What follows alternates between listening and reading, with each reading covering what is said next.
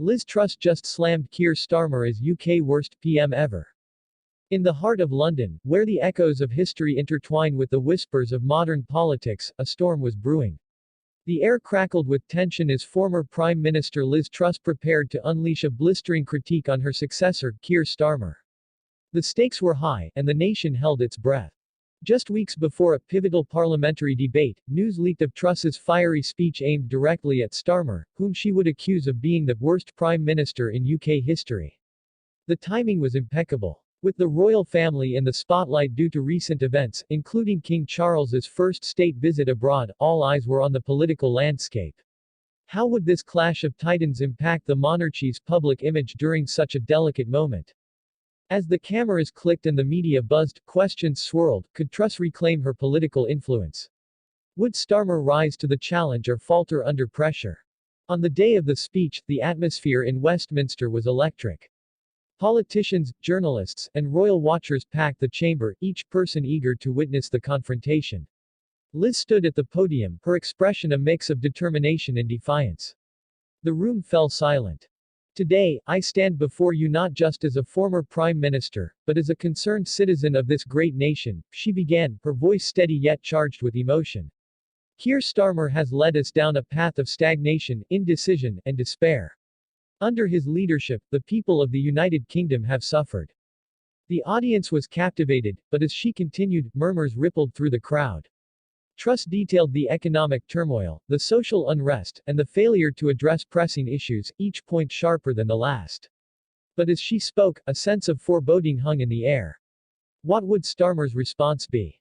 Hours after Truss's fiery address, Starmer emerged from his office, a look of steely resolve on his face.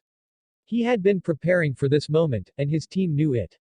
Would he rise to the occasion or crumble under the weight of her accusations? Liz Truss has proven time and again that her tenure was marked by chaos and incompetence, Starmer retorted during a press conference. To label my leadership as the worst is a desperate ploy from someone who has no vision for the future.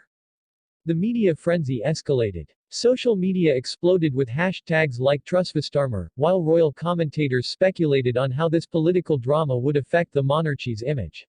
Would the royal family remain above the fray, or would they be pulled into the whirlwind of political discourse? Behind the political theater, personal stories began to emerge.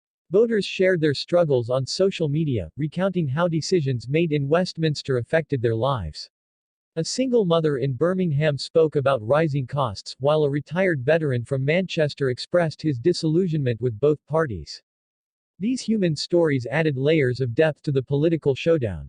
Viewers felt a connection, realizing that the clash between Truss and Starmer was not just about power, it was about real lives, real struggles. How would this affect public perception of the political elite and, by extension, the monarchy? As the debate raged on, the royal family found themselves in an unexpected position. King Charles, known for his advocacy on social issues, had to navigate this tumultuous political landscape carefully. Would he speak out in support of one leader over the other, or would he maintain his traditional stance of political neutrality? Rumors began to swirl about a potential royal intervention. Whispers in the corridors of Buckingham Palace suggested that the king might host a summit to address the issues raised by both leaders. What role would the monarchy play in this political saga? The nation waited with bated breath. As the parliamentary debate approached, the nation was divided. Polls showed that public sentiment was shifting, with many questioning whether they could trust either leader. Truss's fiery rhetoric had ignited a debate about accountability, while Starmer's rebuttal had galvanized his supporters.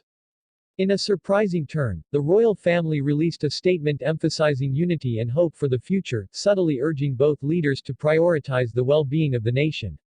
The media exploded with speculation. Was this a gentle nudge from the monarchy to restore order in a chaotic political landscape? As the dust began to settle, viewers were left with lingering questions: who would emerge victorious in this political battle? How would the royal family navigate the fallout? The stage was set for an even larger showdown, and the audience was eager for the next chapter in this unfolding drama. As the screen faded to black, one thing was certain: the saga of Liz Truss, Keir Starmer, and the monarchy was far from over.